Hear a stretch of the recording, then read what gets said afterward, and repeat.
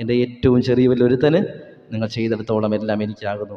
യേശുവിന് വേണ്ടി നിങ്ങൾക്ക് എന്തെങ്കിലും ചെയ്യണമെന്നുണ്ടെങ്കിൽ അത് നിങ്ങൾ ദരിദ്രർക്ക് വേണ്ടി ചെയ്യണം.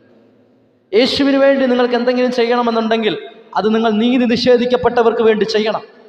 യേശുവിന് വേണ്ടി ശബ്ദമുയർത്തണമെന്നുണ്ടെങ്കിൽ അത് നീതി നിഷേധിച്ചവന് വേണ്ടി ഉയർത്തുന്ന ശബ്ദമായിരിക്കണം. യേശുവിന് വേണ്ടി സംസാരിക്കണമെന്ന് നിങ്ങൾക്കുണ്ടെങ്കിൽ അത് അന്യത തടവറയിൽ അടയ്ക്കപ്പെട്ടവന് വേണ്ടിയുള്ള നിങ്ങളുടെ ശബ്ദമായി മാറണം. പ്രിയമുള്ളവരെ, അപ്രകാരമുള്ളൊരു തീരുമാനം നമ്മുടെ ജീവിതങ്ങളിൽ ഉണ്ടാകട്ടെ. ഇത് വെറുമൊരു പ്രസംഗമായിട്ട്, അതുകൊണ്ടാണ് എന്നത്തെയും ആഡംബരങ്ങളും ചവിട്ട് നാടകങ്ങളൊന്നും ഇല്ലാതെ ഞാൻ വളരെ സ്ലോവിലി പറഞ്ഞ് നിങ്ങളെ ഉറക്കുന്നത്. ഇത്രയും മനസ്സിലാക്കുക, കർത്താവിന് പൈസയുടെ ആവശ്യമില്ല.